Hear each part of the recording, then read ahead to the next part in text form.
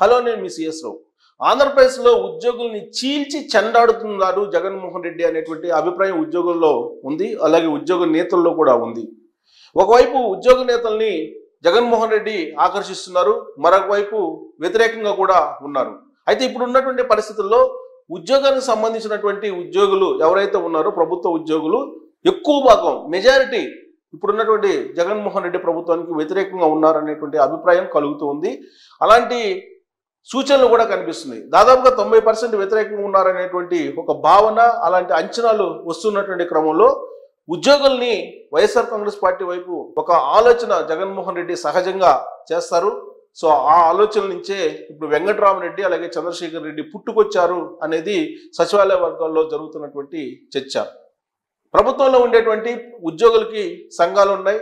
ఆ సంఘాల్లో ప్రధానంగా నేతలు ఉన్నారు. వాళ్ళలో చంద్రశేఖర్ రెడ్డి, ఇతను అలాగే వెంకటరామరెడ్డి, వీళ్ళిద్దరూ ఇప్పుడు జగన్మోహన్ రెడ్డికి అనుకూలంగా ప్రచారం చేస్తున్నారు. ఉద్యోగుల్ని వైఎస్ఆర్ కాంగ్రెస్ పార్టీకి అనుకూలంగా మలచడానికి ప్రయత్నం చేస్తున్నారు అనేది వినిపిస్తూ ఉంది. సో అసలు వీళ్ళిద్దరు ఎవరు, వీళ్ళిద్దరు ఏ విధంగా నేతలుగా ఎదిగారు, ఇప్పుడు వీళ్ళు ఏం చేస్తున్నారు, వీళ్ళ ప్రొఫైల్ ఏంటి, వీళ్ళు ఏ ఉద్యోగాలు చేస్తున్నారు, ఏం చేస్తున్నారు, ఎందుకు జగన్మోహన్ రెడ్డికి సపోర్ట్ చేస్తున్నారు అనేది మనం విశ్లేషించుకునేటువంటి ప్రయత్నం చేద్దాం. ఫస్ట్ ఈయన చంద్రశేఖర్ రెడ్డి ఏపీ ఎన్జిఓ మాజీ అధ్యక్షుడు. ఈయన so Chandrasekhar Reddy AP NGO మాజీ అధ్యక్షుడు.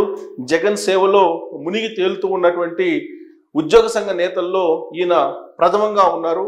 గ్రామ వార్డు సచివాలయాల్లో ఉండేటువంటి ఉద్యోగులతో ప్రతిరోజు ఇంటరాక్ట్ అవుతారు అనేది ఈయన మీద ఉన్నటువంటి ప్రధానమైనటువంటి ఆరోపణ. ఇప్పుడు ప్రతిరోజు కూడా జగన్మోహన్ రెడ్డి లేదా వైఎస్ఆర్ కాంగ్రెస్ పార్టీ యొక్క రాజకీయ ప్రోగ్రెస్ రిపోర్ట్ని గ్రామ వార్డు సచివాలయాల్ని తీసుకుంటున్నటువంటి ఉద్యోగ సంఘ నేతగా చంద్రశేఖర్ రెడ్డికి పేరుంది.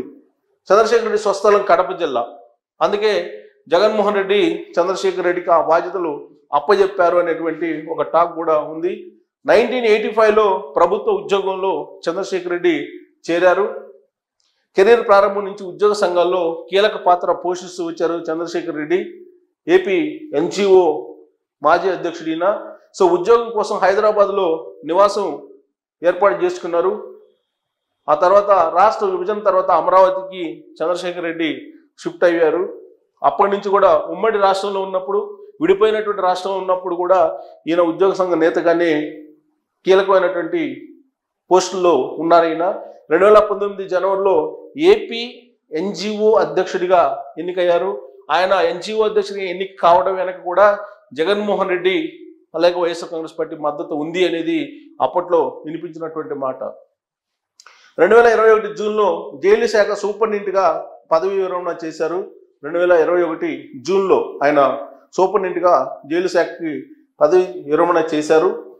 ఆ తర్వాత 2021 అక్టోబర్లో ప్రభుత్వ సలహాదారుగా నియామకం అయ్యారు. అంటే ఆయన జగన్కి చేసినటువంటి సేవను గుర్తించి ఇప్పుడున్నటువంటి ప్రభుత్వం ఆయనకి సలహాదారుగా ఇచ్చింది ఏపీ ఎన్జిఓ మాజీ అధ్యక్షుడు చంద్రశేఖర్ రెడ్డికి.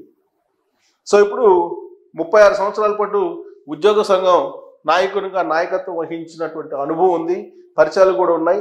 సిపిఎస్ రద్దుపైన మాట తప్పినటువంటి జగన్ సేవలో ఆయన మునిగి తేలుతూ ఉన్నారు. పిఆర్సీ ఇవ్వకపోయినప్పటికీ భారీగా డిఏ ఐఆర్ బకాయిలు ఉన్నప్పటికీ కూడా చంద్రశేఖర్ జగన్ సేవలో బాగా నిమగ్నం అయినారు. సో ఎన్జిఓ నాయకుడిగా ఉద్యోగుల కష్టాలు ఎప్పుడు కూడా చంద్రశేఖర్ రెడ్డి పట్టించుకోలేదనేది ఉద్యోగుల్లో ఉన్నటువంటి అభిప్రాయం.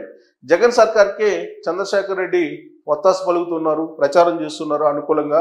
ఎన్జిఓ సంఘం నాయకత్వం మీద విశ్వాసం కోల్పోయేలా ఉద్యోగులు చేసినటువంటి నేతగా ఆయనకి పేరుంది ఇప్పుడు. సో ఇక్కడ వెంకటరామరెడ్డి, కాకర్ల వెంకటరామరెడ్డి ఏపీ సచివాలయ ఉద్యోగుల సంఘం అధ్యక్షుడిన ప్రజెంట్ ఏపీ ఉద్యోగుల సంఘానికి అధ్యక్షుడిగా ఉన్నారు. ఈయన ప్రస్తుతం ఏపీలో ఉన్నటువంటి ఉద్యోగుల నుంచి వ్యతిరేకత ఎదుర్కొంటున్నటువంటి ఉద్యోగ సంఘ నేతల్లో మొదటి వరుసలో ఉంటాడు వెంకటరామరెడ్డి. ఏపీ సచివాలయ ఉద్యోగుల సంఘం అధ్యక్షుడిగా ప్రస్తుతం ఉన్నారు.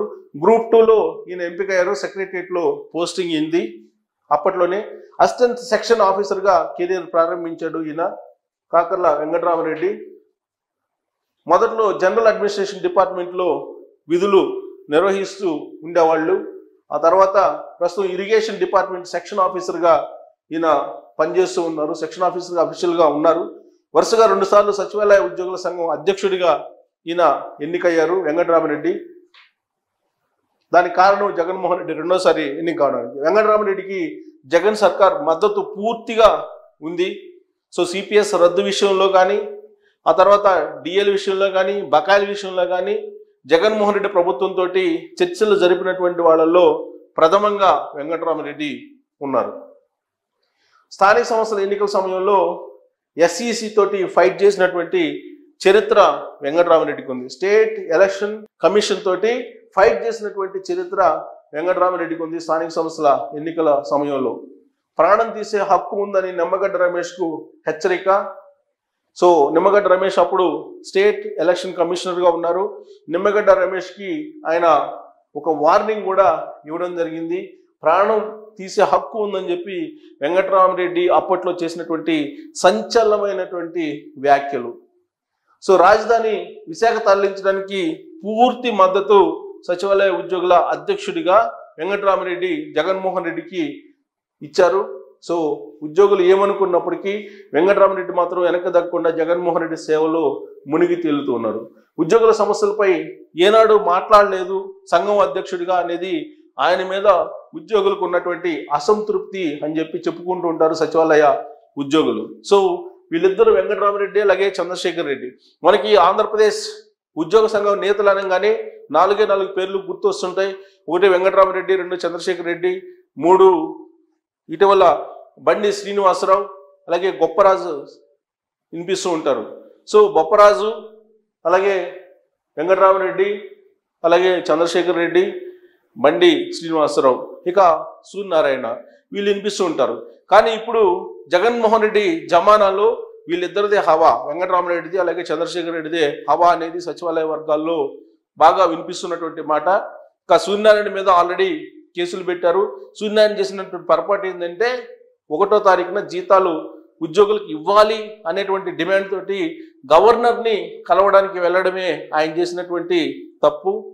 అందుకే జగన్మోహన్ రెడ్డి సర్కార్ ఆయన మీద ఆగ్రహం వ్యక్తం చేసింది. అందుకే సూర్యనారాయణని వెంటాడింది, వేటాడింది, ఆయన సస్పెండ్ చేసింది, ఆయన అరెస్ట్ చేయడానికి ప్రయత్నం చేసింది, ఆయన డిస్మిస్ చేయడానికి కూడా వెనకాడలేదు. అందుకే సూర్యనారాయణ ఇప్పుడు సైలెంట్ అయిపోయారు. ఇక బొప్పరాజు వెంకటేశ్వరులు ఉన్నారు. బొప్పరాజు ఇప్పుడు గోడ మీద పిల్లివాటను ప్రదర్శిస్తున్నారు అనేది ఉద్యోగ సంఘాల్లో, ఉద్యోగ నేతల్లో, ఉద్యోగ వర్గాల్లో వినిపిస్తున్నటువంటి మాట.